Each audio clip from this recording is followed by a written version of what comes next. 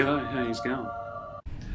I would think one common question amongst lay people is, who should I see for my problem, be it a sore back, neck or shoulder, etc.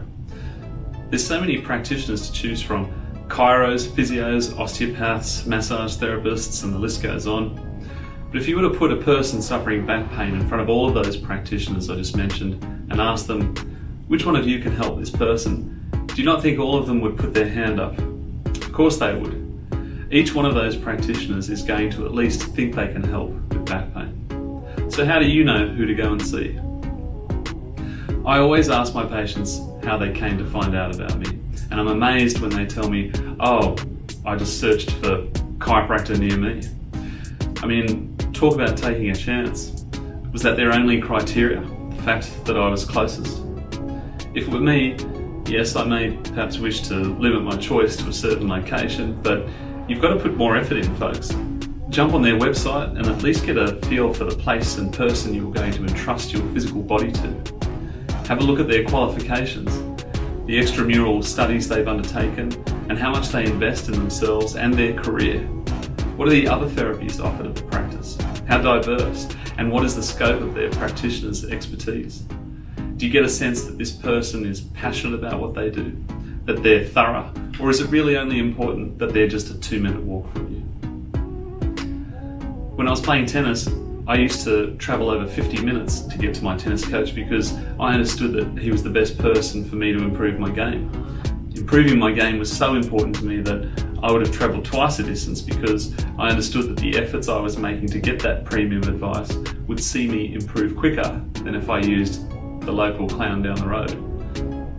Another one I've heard before is, my colleague says, well, I've got what she's got and that I should go and see this person. Oh really? So your company accountant is also qualified in musculoskeletal diagnosis, is she? How impressive. Referrals are fantastic and I'm eternally grateful for them, but remember this, every one of you is different. There are no two conditions the same, at least the chances of it being the same are minuscule. So you should still do your own research about the practitioner you intend to see. Price is another criteria people base their selection on. It's obviously a sensitive topic, and what's expensive to some may be reasonable to others and vice versa.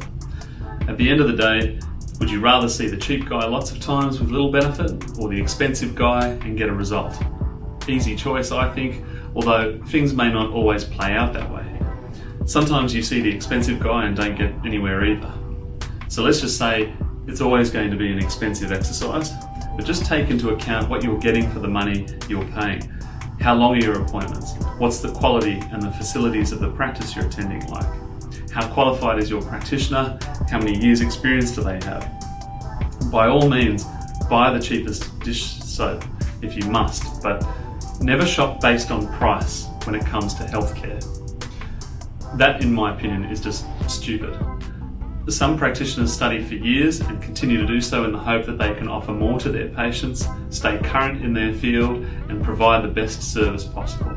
They deserve to be appropriately remunerated, especially if it gets you better. I don't expect people to be as passionate about health as myself, but you have to draw a line somewhere.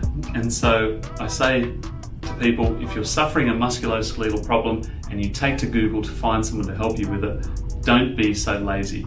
Be more present in your decision-making process and properly research who you're going to let take care of your temple. Your body is your temple. You only get one. You must look after it. There's no one discipline that reigns supreme. Healers come in all different shapes and sizes, and there's likely more than one person that can help with your problem. If we're talking about musculoskeletal problems, that is, problems to do with muscles, joints, ligaments and nerves, start with a manual therapist. A manual therapist includes the people I mentioned before: chiros, physios, osteos, massage therapists, etc. These are, generally speaking, people who use their hands to treat you. In some cases, physios will opt not to touch you at all and rather run through with you a series of corrective exercises that they feel will help to rehabilitate you. This is still essentially manual therapy, and there's no right or wrong, there's just what ends up being best for you. After doing your research, you might still be confused. Sometimes you might just have to take a punt and try one of the options you've been considering, but when you do make that choice, put your practitioner under pressure. Ask for a diagnosis, whether they think they're the right person to help, and how long the road to recovery might be. Don't be too passive, or you might find yourself on an endless program of treatment. Some of you out there have probably had treatment that involved 3 sessions per week for 8 months, or something ridiculous like that. It may have been too much. In summing up, here's a little formula for finding the right person. 1. Try to get a basic understanding of your condition. Is it musculoskeletal, for example? If it is, you'll want to lean towards a manual therapist more so than a doctor, for example. If it's a sore throat and fever, you're not going to see your podiatrist, are you? 2. Sure, ask some people around you. Hey, I'm suffering this. Have you ever had something like this before? Who did you see? Why did you see that person? 3. If you're time poor, like most of us are, reduce your search to a certain area, but select a few places based on reviews, website appearance, and information available on their website. If their website fails to load, is unsightly or disorganised, how do you think this reflects on their ability as practitioners?